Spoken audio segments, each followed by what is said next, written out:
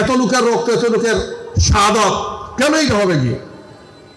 আমাদেরকে অনুরোধ করেন ভাইরা বিভিন্ন ট্রান্সফারের জন্য ইত্যাদি ইত্যাদির জন্য। আশ্চর্য হয়ে যায় যে টাকা ছাড়া কিছু হয় না। এই সমস্ত জালেমরা এখনো বসে আছে, এদেরকে চিহ্নিত করা হবে এবং এদেরকে অবশ্যই আইনের মুখোমুখি করতে হবে। আমরা একটি সুন্দর বাংলাদেশের স্বপ্ন দেখছি, আমরা একটি গণতান্ত্রিক, নিয়মতান্ত্রিক, একটি সহনশীল বাংলাদেশের স্বপ্ন দেখছি। এই স্বপ্ন বাস্তবায়নের জন্য আমাদের শহীদরা রক্ত দিয়েছেন। প্রয়োজনে আরো একটা জুলাই আসবে, আরেকটা বিপ্লব হবে, আরেকটা গণঅভ্যুত্থান হবে ইনশাআল্লাহ। কিন্তু কোনো অবস্থায় আমরা মাথা নত করবো না ইনশাআল্লাহ। শহীদ মীর মুগ্ধ সহ, আবু সাঈদ সহ আল্লাহ রাব্বুল আলামিন তাদেরকে যাতে শাহাদাতের মর্যাদা দান করেন।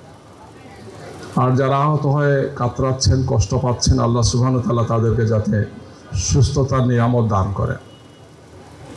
একটি পরিবার যে তার সদস্যদেরকে হারিয়ে, যারা তাদের কষ্ট আমরা বুঝবো না, কত সাময়িকভাবে অনুভূতি আমাদের হচ্ছে, এরপর আমরা ভুলে যাই।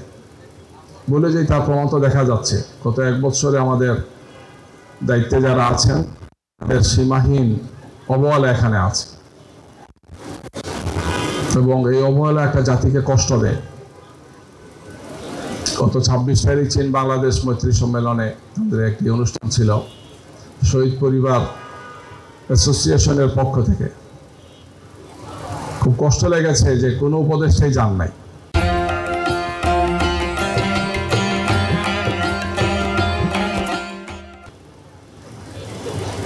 ভার্চুয়ালি জয়েন করেন নাই। তো এত বড় একটি আয়োজন, তারা খুব কষ্ট করেছেন।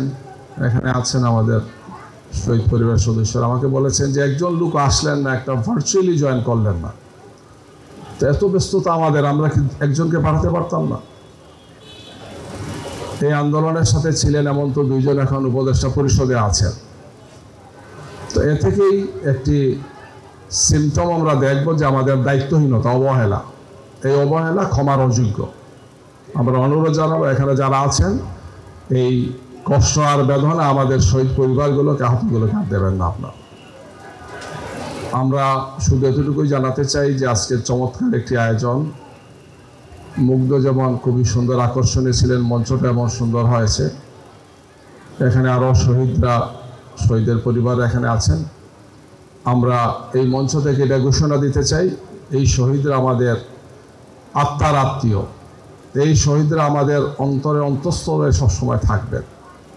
তাদের শাহাদাত, তাদের এই কোরবানি আমাদেরকে অনুপ্রাণিত করবে।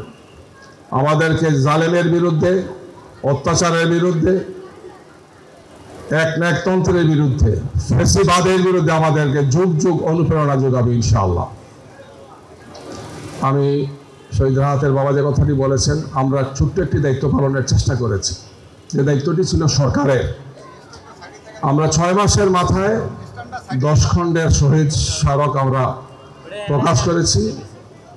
গত 2 তারিখ আমরা 12 খণ্ডের বাংলা ভাষায়, ইংরেজি ভাষায় এবং আরবি ভাষায় আলহামদুলিল্লাহ 12 খণ্ডই আমরা ছাপিয়েছি। এবং এর সাথে আমরা বাংলা, ইংরেজি, আরবি এবং টার্কিশ ভাষায় ওয়েবসাইটে টোটালটা আমরা দিয়েছি।